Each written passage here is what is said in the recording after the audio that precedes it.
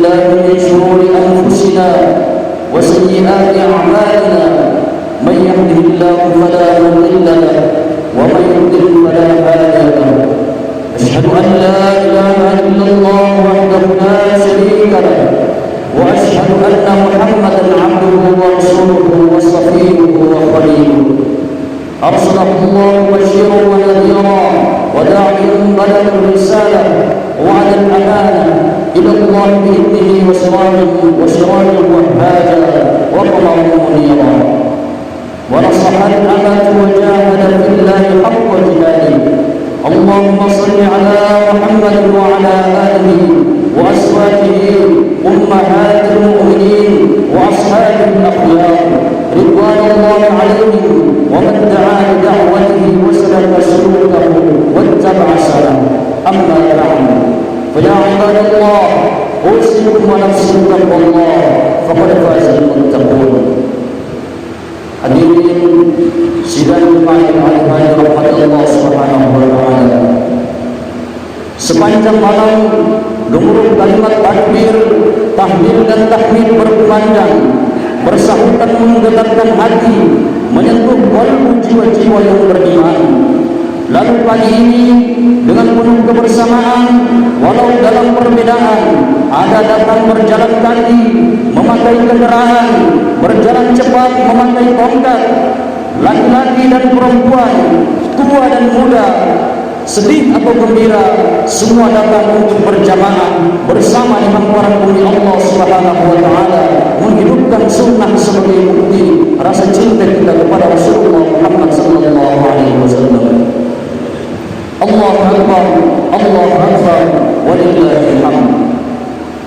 Hari ini kita merayakan hari besar umat Islam yang disebut dengan Idul Adha. Disebut demikian karena pada perayaan ini umat Islam menyembelih hewan kurban untuk kemudian dibagi kepada masyarakat. Hewan ini disembelih dengan tujuan mendekatkan diri kepada Allah Subhanahu wa taala. Itulah kenapa hari ini juga kita sebut hari raya kurban. Kata kurban dalam bahasa Arab berasal dari kata qurba, qaf, ra dan ba yang berarti dekat. Penambahan an pada akhir kata memberikan makna lebih dekat, bahkan sangat dekat. Disinilah indahnya pemilihan kata kurban untuk hewan yang kita sembelih, supaya mempunyai makanan sembelihan yang diniatkan untuk kedekatan kita kepada Allah Subhanahu wa taala. Maka tidak berlebihan kalau hari ini kita sebut adalah hari perayaan hari kedekatan kita kepada Allah Subhanahu wa taala. Pertanyaan yang perlu selalu kita renungkan kemudian adalah apakah pada hari ini kita termasuk orang yang merayakan kedekatan kita dengan Allah? Apakah kita termasuk orang yang sangat dekat dengan Allah? Apakah dengan mengorbankan sapi atau kambing hari ini kita sudah tergolong dekat dengan Allah? Apakah ketidakmampuan kita berkorban merusak kedekatan kita dengan Allah? Untuk menjawab ini, marilah kita renungkan makna kurban dalam Al-Quran surah Al-Maidah ayat 27. Watlu alaihim naba'a bnai Adam bil haqq idh qarraba qurbanan fatuqabbala min ahadihima wa lam yutaqabbal min al-akhirah. Qala la aqtulannak qala innama yataqabbalu Allahu minal muttaqin. Ceritakanlah kepada mereka kisah kedua putra Adam, Habil dan Qabil, menurut yang sebenarnya. Ketika keduanya dipersembahkan korban, maka diterima dari salah seorang di antara mereka, yakni Habil, dan tidak diterima dari yang lain, yakni Qabil. Lalu Qabil berkata, aku pasti akan membunuhmu. Kemudian Habil berkata, sesungguhnya Allah Subhanahu wa taala hanya menerima korban dari orang-orang yang bertakwa. Ibnu Jarir dalam tafsir Ibnu Katsir menjelaskan bahwa Habil mengorbankan kambing yang terbaik yang dia punya, sedangkan Qabil mengorbankan hasil tanaman yang jelek yang dia sendiri tidak menyukainya. Dari kisah ini, hari raya kurban mengajarkan kita bahwa hanya yang terbaik yang diterima oleh Allah Subhanahu wa taala. Dalam surah Ali Imran ayat 92, Allah Subhanahu wa taala menegaskan, "Lan tanalul birra hatta tunfiqu mimma tuhibbun, wa ma tunfiqu min shay'in fa innallaha bihi 'alim." Kamu sekali-kali tidak sampai kepada kebajikan yang sempurna sebelum kamu menafkahkan sebahagian harta yang kamu cintai. Dan apa saja yang kamu nafkahkan, maka sesungguhnya Allah Subhanahu wa taala mengetahuinya. Allahu akbar, Allahu akbar, Allahu akbar, walillahil hamd. Jamaah rahimakumullah. Memberikan yang baik dan memperbaiki apa yang diberikan dalam bahasa Arab disebut dengan ahsana yuhsinu. Perbuatannya disebut dengan ihsan, sedangkan orang yang melakukannya disebut dengan muhsin. Jika banyak menjadi muhsinun. Melakukan perbuatan ihsan mengharuskan kita memberikan lebih dari apa yang bisa dilakukan. Ihsan lebih tinggi dari berbuat adil, karena adil adalah memberi kewajiban kita dan mengambil apa yang menjadi hak kita. Namun ihsan adalah memberi lebih dari kewajiban kita dan mengambil lebih sedikit dari jatah kita. Perbuatan yang seperti ini tidak mungkin dilakukan kecuali kita dekat dengan Allah, dan kedekatan ini menjadikan kita selalu merasa dilihat oleh Allah Subhanahu wa taala atau kita melihat Allah Subhanahu wa taala. Maka Rasulullah sallallahu alaihi wasallam ketika ditanya oleh malaikat Jibril, apa itu ihsan? Rasulullah sallallahu alaihi wasallam menjawab, "Anta 'abdullaha ka'annaka tarahu, fa in lam takun tarahu fa innahu yarak."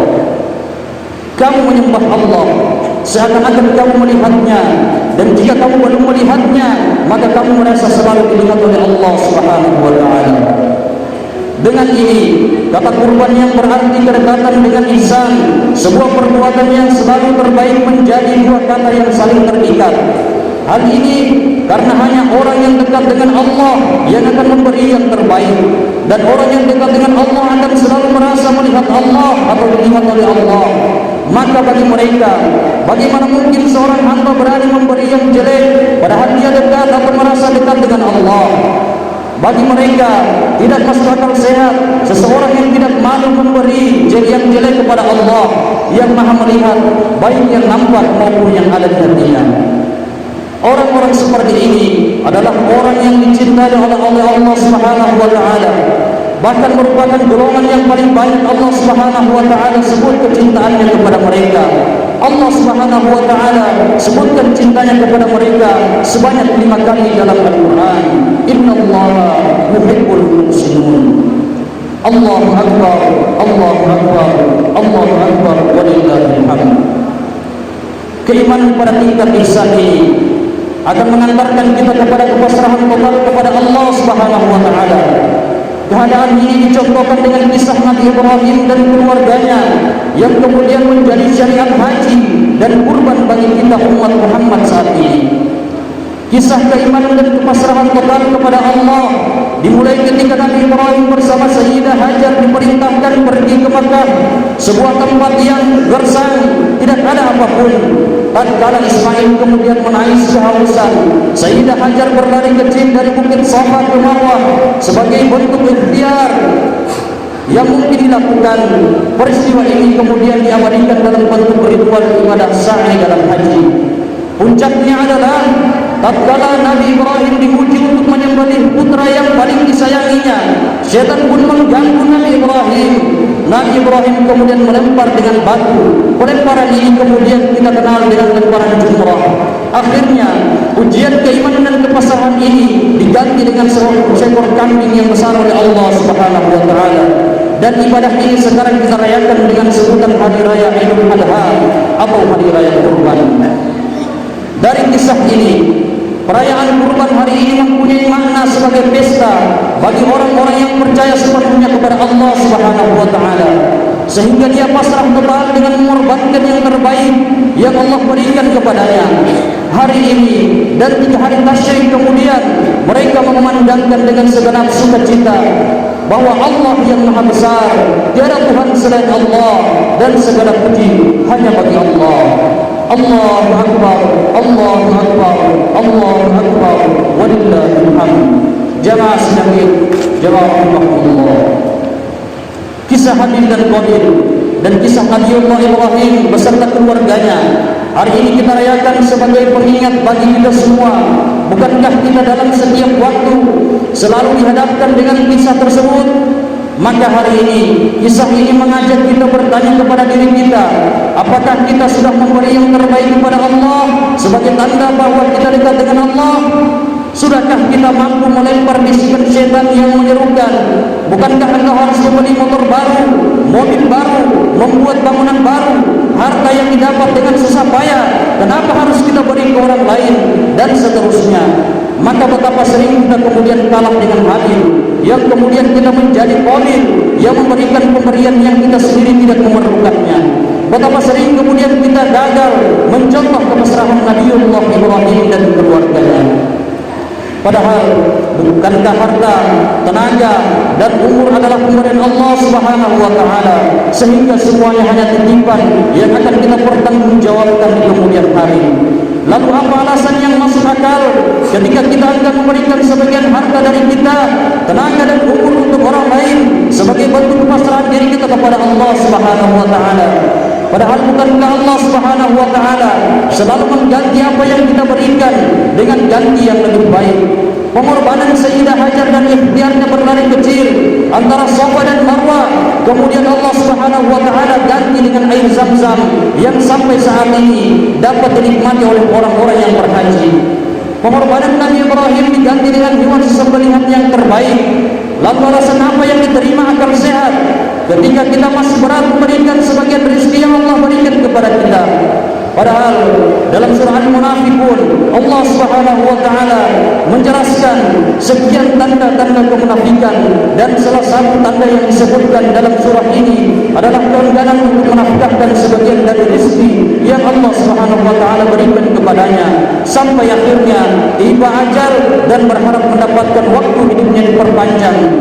Pada ayat 10 Allah Ta'ala berfirman, dan belanjakanlah sebagian dari apa yang telah kami berikan kepadamu sebelum datang kematian kepada salah seorang di antara kamu. Lalu ia berkata, Ya Rabbku, mengapa engkau tidak menangguhkan kematianku sampai waktu yang dekat yang menyebabkan aku dapat bersedekah dan aku termasuk orang-orang yang saleh? Lalu alasan apa lagi yang dapat diterima akal sehat tatkala kita masih berani menunda untuk tidak memberi sebagian rezeki yang Allah berikan kepada kita, padahal kita tidak pernah tahu kapan akhir dari kehidupan kita? Padahal bukankah amanat kehidupan ini Allah berikan untuk menguji siapa di antara kita yang lebih baik amalnya? Lalu alasan apa yang diterima akal sehat ketika kita tidak mau memberikan amalan yang terbaik untuk Allah, yang akan mematikan dan menghidupkan kita setelah mati? Allahu Akbar, Allahu Akbar, Allahu Akbar, walillahil hamd. Jamaah rahimakumullah. Kata kurban yang mana pengertiannya adalah penyerahan sesuatu yang terbaik untuk tujuan mendekatkan diri kepada Allah, dipakai oleh para pendahulu kita, para ulama yang mendahului kita sebagai kata dasar untuk kata pengorbanan, berkorban dan seterusnya. Dengan ini para ulama Nusantara seakan ingin menyampaikan pesan kepada kita semua bahwa segala sesuatu yang kita berikan, baik pikiran, tenaga, waktu, perasaan, dan harta, masuk dalam kategori pengorbanan jika ditunjukkan untuk mendekatkan diri kita kepada Allah Subhanahu wa Ta'ala. Pada kata berkurban dan pengorbanan ini, kita diajarkan untuk selalu memberi sumbangsi yang terbaik kepada bangsa, negara, agama, masyarakat, umat, keluarga, teman, bahkan diri kita sendiri. Karena hal ini merupakan konsekuensi kita dekat dengan Allah, konsekuensi kita selalu dilihat oleh Allah, dan konsekuensi kita sebagai hamba Allah yang diberi amanah sebagai khalifah di permukaan bumi ini. Maka jika jiwa kurban ini dipahami dengan betul dan kemudian menjadi mentalitas bangsa Indonesia, maka Indonesia akan sejahtera dan mensejahterakan.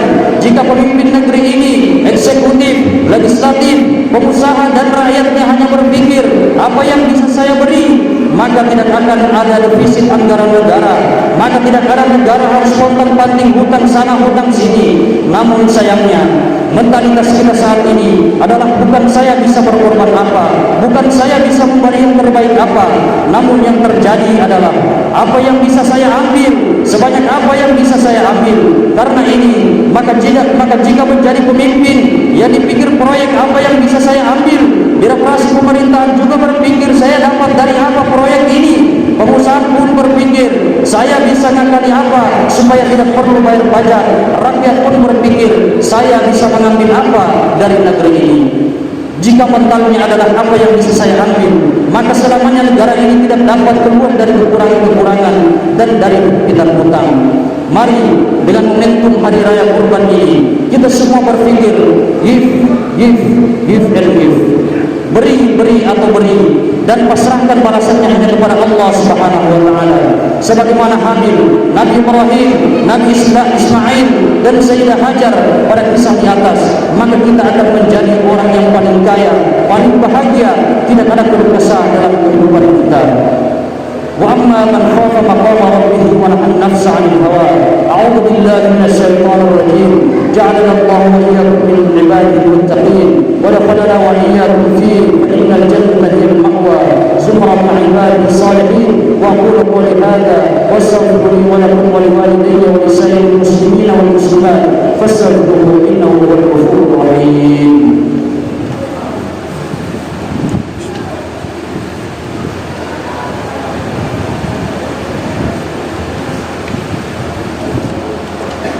Allahu Akbar, Allahu Akbar, Allahu Akbar, Allahu Akbar, Allahu Akbar, Allahu Akbar, Allahu Akbar.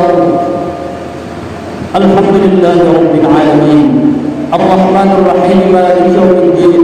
Wassalatu wassalamu ala sayyidina Muhammadin al-Amin wa ala alihi wa sahbihi at-tayyibin at-tahirin. وأشهد أن لا إله إلا الله وحده لا شريك له وأشهد أن سيدنا محمدا عبده ورسوله وصفيه وخليله صلى الله عليه وعلى آله رسول أرسله. أما بعد فيا عباد الله اتقوا الله في السر والعلن إن الله وملائكته يصلون على النبي يا أيها الذين آمنوا صلوا عليه وسلموا تسليما. اللهم صل وسلم وبارك على عبدك ونبيك ورسولك محمد صلى الله عليه وسلم وعلى آله وأصحابه أجمعين. Perayaan Kurban hari ini sejatinya adalah perayaan kedekatan kita kepada Allah. Kedekatan ini diukur dengan seberapa besar kesungguhan kita menghadirkan pemberian yang terbaik pada aspek kehidupan kita, baik ibadah mahdoh kepada Allah Subhanahu wa taala seperti salat, puasa atau ibadah haji yang mempunyai dimensi kemanusiaan seperti zakat, sedekah, kurban dan sebagainya. Bahkan ibadah dalam menjalankan aktivitas kekhalifahan di permukaan bumi ini seperti berdagang, bertani, mengajar dan lain sebagainya dalam bentuk salat. Bahkan dalam sunnah penyembelihan hewan kurban kita menyebutkan inna salati wa nusuki wa mahyaya wa mamati lillahi rabbil alamin. Sesungguhnya ibadahku, hidupku dan matiku hanyalah milik Allah, Tuhan semesta alam. Akhirnya jika kita sudah dekat dengan Allah, maka apa lagi yang kita perlukan dalam kehidupan? Bukankah Allah yang memberikan rezeki kepada kita dan berjanji akan melipat gandakan pemberian yang kita berikan, bahkan dari jalan yang tidak disangka-sangka. Lebih dari itu, bukan hanya rezeki bumi yang Allah berikan, rezeki di langit pun dikemukakan untuk kita. Maha besar Allah yang Maha Pengasih dan Maha Penyayang. Allahu Akbar, Allahu Akbar, Allahu Akbar wa lillahil hamd. Akhirnya mari kita berdoa kepada Allah Subhanahu wa taala dengan mengharapkan ridhonya. Semoga apa yang telah menjadi ajal kita semua dikabulkan oleh Allah Subhanahu wa taala. Amin ya rabbal alamin. Allahumma ighfir lana wa liwalidayna warhamhuma kama rabbawna shaghira wa li jami'il muslimina wal muslimat wal mu'minina wal mu'minat al-ahya'i minhum wal amwat. Rabbana zalamna anfusana wa in lam taghfir lana wa tarhamna lanakunanna minal khasirin. ربنا اغفر لنا ولإخواننا الذين سبقونا بالإيمان ولا تجعل في قلوبنا غلا للذين آمنوا ربنا إنك رؤوف رحيم. اللهم ya Allah, pada hari ini kami melaksanakan hari raya Idul Adha, hari raya Kurban. Maka kami mohon kehadiran-Mu, Engkau terima semua pengorbanan kami, baik yang kecil maupun yang besar, yang sedikit maupun yang banyak ya Allah. Karena kami berkorban ikhlas atas nama-Mu. Allahumma ya Allah, kami mohon kepada-Mu, semoga dengan asbab pengorbanan ini Engkau ampuni semua dosa kami, Engkau berkahi rezeki kami, dan Engkau datangkan rezeki kepada kami yang lebih banyak, dan rezeki Engkau datangkan dari arah yang tidak bisa kesangka ya Allah. Allahumma ya Allah ya Tuhan kami yang maha pengasih, anugerahkanlah kesehatan jasmani dan rohani kepada kami, serta anugerahkanlah keteguhan iman dalam hati kami, sehingga kami ada kekuatan dalam menjalankan ibadah kepadamu serta menjauhi segala larangan-Mu. Allahumma ya Allah, panjangkanlah umur kami ya Allah, orang tua kami, saudara-saudara kami, guru-guru kami, serta umat seluruh alam dalam taat kepadamu, serta jauhkan kami semua daripada malapetaka dan bencana. Allahumma ya Allah ya Rahman ya Rahim, kami mohon dengan penuh pengharapan kepadamu ya Allah, segeralah Engkau angkat wabah atau virus dari permukaan bumi ini ya Allah, sehingga kami dapat beribadah dengan tenang dan khusyuk, serta kami dapat beraktivitas normal seperti biasa ya Allah. Allahumma ya Allah, lindungilah keluarga kami ya Allah, saudara kami ya Allah yang lagi kena musibah ya Allah. Engkau selamatkan mereka ya Allah, jangan biarkan mereka menderita ya Allah. Keluarkanlah mereka dari setiap permasalahan hidup mereka ya Allah. Allahumma ya Allah ya Rahman ya Rahim, kabulkanlah semua permohonan kami. Amin ya rabbal alamin. Rabbana taqabbal minna innaka antas samiul alim wa tub alaina innaka antat tawwabur rahim. Wa sallallahu ala sayyidina Muhammadin wa ala alihi wa sahbihi ajma'in. Subhana rabbika rabbil izzati amma yasifun wa salamun alal mursalin walhamdulillahi rabbil alamin. Assalamu alaikum warahmatullahi wabarakatuh.